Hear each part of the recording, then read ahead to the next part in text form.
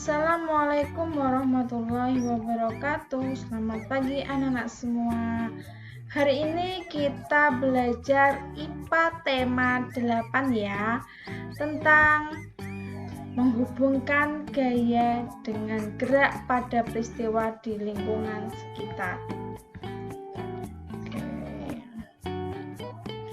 Ayo mengamati. Nah, ini ada gambar Udin menarik ayunan ya. Ini Udin mendorong ayunan. Gaya yang diberikan Udin terhadap ayunan yaitu tarikan dan dorongan. Akibatnya ayunan itu bergerak. Saat ditarik, ayunan bergerak ke belakang atau mendekati Udin.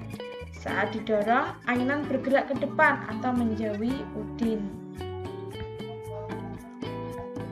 Nah, dari ayunan tadi, apa perbedaan gaya dan gerak? Ya. Gaya merupakan kekuatan yang menyebabkan suatu benda yang dikenai gaya menjadi bergerak, berubah kedudukannya ataupun berubah bentuk. Gaya juga dapat diartikan sebagai tarikan atau dorongan yang dapat memengaruhi keadaan suatu benda.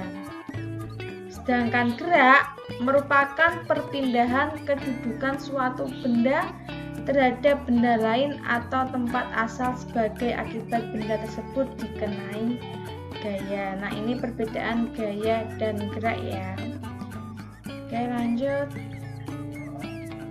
Pembuktian bahwa gaya memengaruhi gerak benda. Yang pertama, jungkat-jungkit. Yang kedua, ketapel. Yang keempat, traktor pegas. Jungkat-jungkit mempunyai 3 bagian penting, yaitu titik tumpu, titik kuasa, dan beban.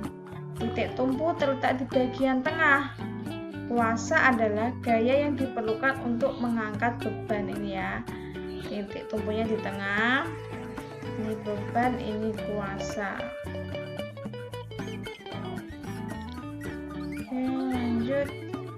Ketapel. Gaya yang ditimbulkan karena ketapel adalah gaya pegas. Disebut gaya pegas karena sifat karet seperti sifat pegas, yaitu elastis atau lentur.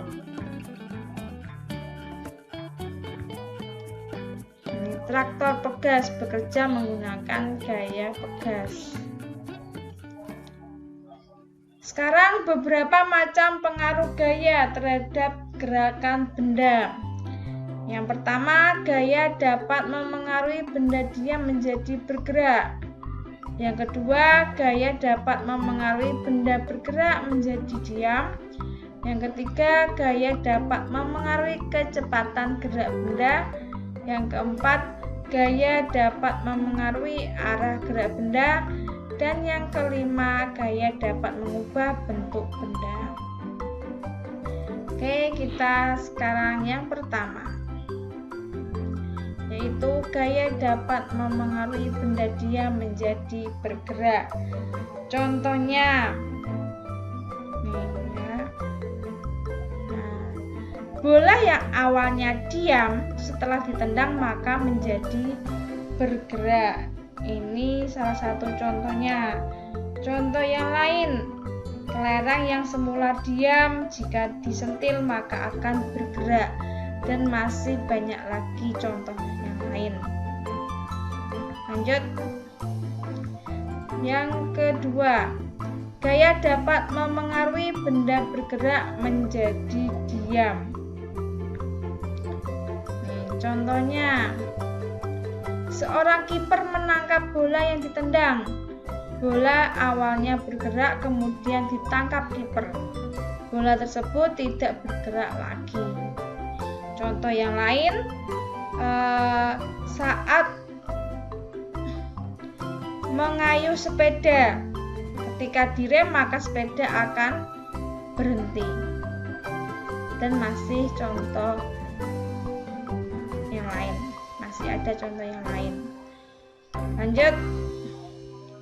Yang ketiga, gaya memengaruhi kecepatan gerak benda.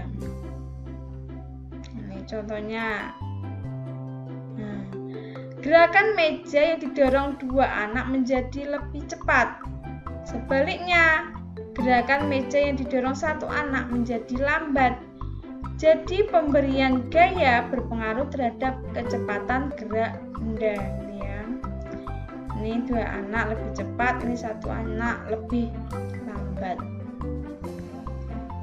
Lanjut yang keempat, gaya dapat mengubah arah gerak benda.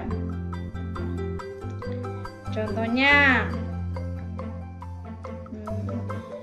sepeda dibelokkan arah gerakannya dengan setang. Contoh yang lain, memutar kemudi agar mobil tidak menabrak, dan lain-lain. Yang kelima, gaya dapat mengubah bentuk benda. Ya, contohnya membuat gerabah dari tanah liat ini ya. Contoh yang lain bisa plastisin akan berubah bentuknya jika ditekan. Plastisin itu malam ya. Terus contoh yang lain, kaleng minum yang kosong akan peyok ketika diinjak dengan keras. Dan masih banyak lagi. Nah, sekian pembelajaran hari ini. Tetap semangat belajar ya. Jaga kesehatan, jaga sholatnya, dan patuhi orang tua. Terima kasih. Wassalamualaikum warahmatullahi wabarakatuh.